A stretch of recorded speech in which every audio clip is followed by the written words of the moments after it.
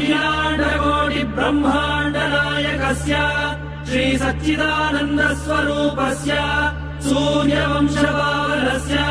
श्रीमदिक्ष्वाकुकुलवंशोद्भवस्य श्री रघुमहाराजवर्मणः प्रपौत्राय अजमहाराजवर्मणः पौत्राय दशरथमहाराजवर्मणः पुत्राय चक्रवर्ति सार्वभौमाय श्री महाविष्णु अवतारभूताय भरतखण्ड आत्मस्वरूपाय श्री पट्टाभिरामचन्द्र स्वामिने श्रीरामचन्द्रम् सीता लक्ष्मण भरत शत्रुघ्न सहित सदा वन्दित हनुमत् विराजम् शुभ चरित रत भरत खर्वित गर्व गन्धर्व यूथ गीत विजय गाथा दिव्य भौमायोध्याधिदैवत सिंहासनाधिरूढा धार्मिक राजवंश सर्वजन सम्मानिता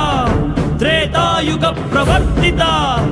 अविकल बहु सुवर्ण हय मख सहस्र निर्वहण निर्वर्तित निज वर्णाश्रम धर्म सनातन धर्म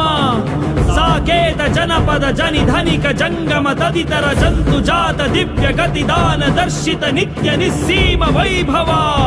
भारत देश आत्मस्वरूप